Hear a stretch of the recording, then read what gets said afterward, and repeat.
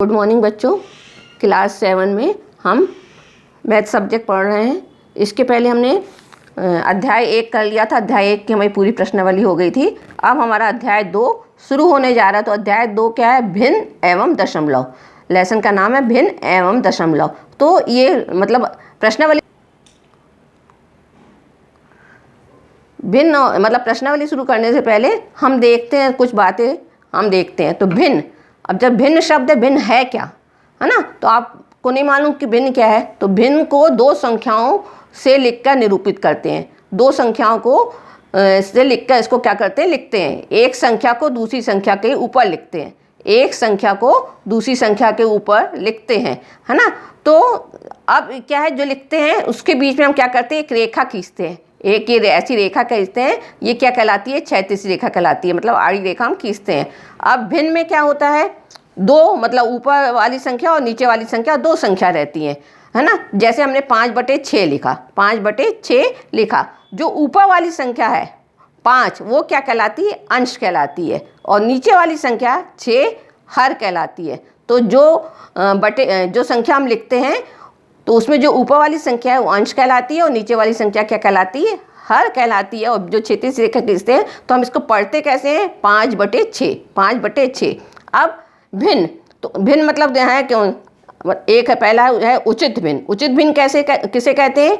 ऐसी भिन्न जिसका अंश उसके हर से छोटा होता है ना? जिसका अंश उसके हर से छोटा होता है। मतलब जो नीचे वाली संख्या होगी वो बड़ी होगी और ऊपर वाली संख्या छोटी होगी, उचित भिन्न कहलाती है। जैसे अब यहाँ देखिए 2/3, 8/11, 9/17, ये क्या है? उचित भिन्न है। उचित भिन्न का मान सदैव 1 से कम होता है। 1 से कम होता है ना? अब जैसे क्या है, ऊपर 2 है तो 3 है। यदि आप 2 में 3 का भाग दोगे तो 1 तो मतलब पूरा भाग तो जाएगा नहीं, है ना? तो क्या है, उसमें दशमलव लगा के आपको भाग देना पड़ेगा। तो उचित भिन्न का मान सदैव 1 से कम होता है। विषम भिन्न, जिस भिन्न का अंश उसके हर से बड़ा हो विषम भिन्न कहलाता है। इसमें क्या विषम भिन्न है? उल्टा हो जाता है। इसमें अंश बड़ा होता है और हर छोटा होता है। 5/3, 7/4, 10/7, ये विषम भिन्न है। अब विषम भिन्न में देखो ऊपर वाली संख्या बड़ी है तो विषम भिन्न का मान क्या होगा? 1 या 1 से अधिक होता है। विषम भिन्न का मान क्या? 1 या 1 से अधिक होता है। फिर मिश्रित भिन्न,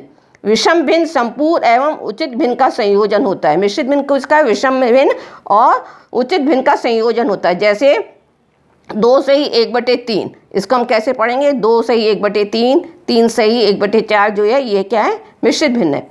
अब भिन्न का गुणा करते समय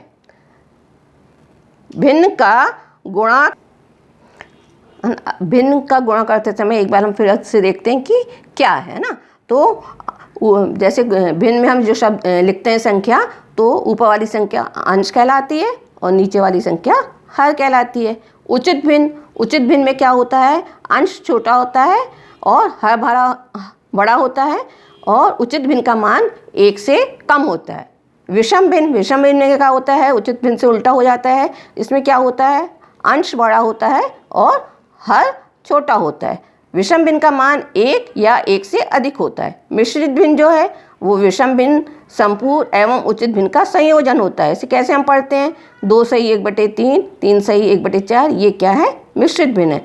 अब भिन्न का गुणा, है ना? भिन्न का गुणा करते समय कैसे करते हैं? तो भिन्न का गुणा करते समय अंश का अंश में और हर का हर में गुणा होता है।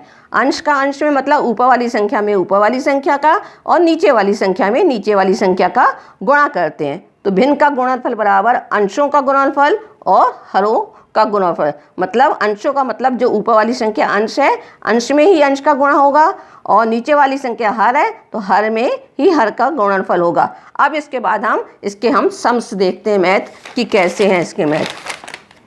अब देखिए यहाँ पे प्रश्नावली 2.1 हम स्टार्ट करने जा रहे हैं। क्वेश्चन हमारा हल कीजिए। क्वेश्चन क्या है हमारा? हल कीजिए। तो क्या है?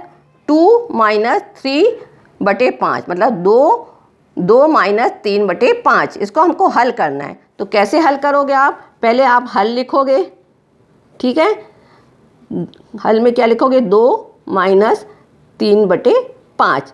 अब ये 2 के नीचे कोई संख्या नहीं है तो आप समझने के लिए इसके नीचे आप 1 लिख सकते हो, जिससे आप कंफ्यूज ना हो। अब क्या होगा? ये 2/1 - 3/5।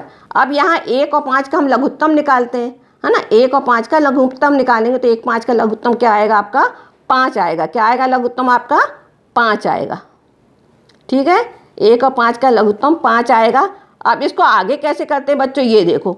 अब जो हर वाली संख्या है ना, जो लघुत्तम आया है उसमें इसका भाग देखते हैं नीचे वाली संख्या का। तो 5 में 1 का भाग दोगे तो कितने बार जाएगा, 5 बार जाएगा। अब जो भाग देने संख्या आती है उसमें अंश का गुणा करते हैं। तो आप इसको लिखोगे 2 गुणा 5।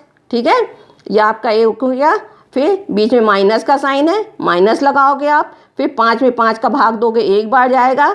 1 का गुणा 3 में करोगे तो 3 गुणा 1। ठीक, इतना समझ में आ गया बच्चों। अब इसको आगे गुणा करके लिखोगे। 2 का गुणा 5 में करोगे कितना आएगा 10 आएगा। माइनस का साइन, 3 में 1 का गुणा करोगे 3 आएगा और बटे 5 आएगा। कितना आया आपका 10 माइनस 3 बटे 5। 10 माइनस 3 बटे 5।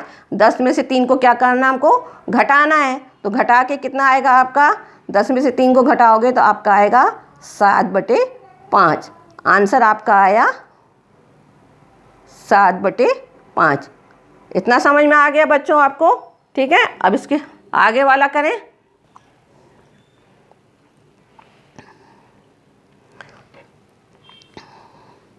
सेकेंड वाला बच्चों, अब क्या है दूसरा, 4 धन 7 बटे 8। 4 धन 7 बटे 8 हल किया हमने। इसी प्रकार से करना हमको। तो क्या है 4 है ना बटे 1 प्लस 7 बटे 8। 1 और 8 का लघुत्तम निकाला 8 आया।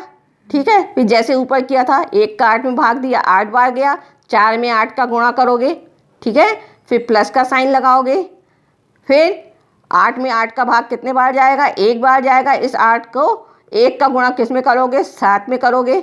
गुणा करने से कितना आया, 4 का पढ़ा 8 बार पढ़ा 32 आया। प्लस का साइन लगाया, 7 का गुणा 1 बार पढ़ा 7 आया। ठीक है, 32 प्लस 7 बटे 8। 32 और 7 को जोड़ा कितना आया 39 बटे 8 आया। कितना आया 39 बटे आया। अब हम इसको क्या करना है, मिश्र भिन्न में बदलना। हमको क्या करना है, मिश्र में, मतलब 39 में हम क्या करेंगे 8 का भाग दोगे। 39 में किसका भाग दोगे 8 का। तो 8 का पढ़ा कितने बार पढ़ोगे कि 39 से ज़्यादा ना हो।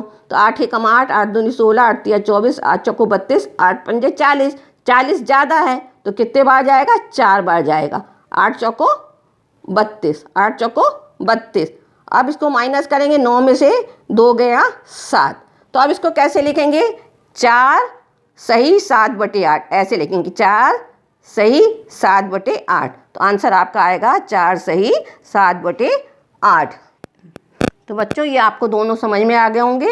एक बार मैं फिर बता रही हूँ आपको, है ना, कि कैसे करना है। अब जैसे 2 और 2 माइनस 3 बटे 5 है। ठीक है ना। अब क्या है लघुत्तम, मतलब नीचे वाली संख्या को सेम करने के लिए, हर को बराबर करने के लिए हम उसका क्या करते हैं, लघुत्तम निकालते हैं ना। लघुत्तम निकाला हमने 5 आया। अब क्या करा हमने, हर वाली संख्या जो नीचे वाली संख्या है वो लघुत्तम में उसका भाग दिया। भाग देने पर जो संख्या आती है उसको ऊपर मतलब अंश में गुणा करते हैं। जैसे 1 5 में 1 का भाग दिया 5 बार गया। अब अंश कौन सा 2 है तो 2 में 5 का गुणा कर दिया। फिर माइनस करा, फिर हर वाली संख्या का इसमें भाग दिया लघुत्तम में 1 बार गया, है ना। जो आया उसका अंश में गुणा किया तो 3 में 1 का गुणा किया, है ना। इसी प्रकार ये अपना आप देख लो, यहाँ 2 पंजे 10 और 3 एकम 3, 10 माइनस 3 बटे 5, है ना। तो आपका कितना आया 7 बटे 5। तो इतना बच्चों आपको समझ में आ गया होगा। ये आपका होमवर्क है। क्या है ये वाला, आपका होमवर्क है। इसको आप करोगे। इसके आगे के मैं कल आपको बताऊंगी।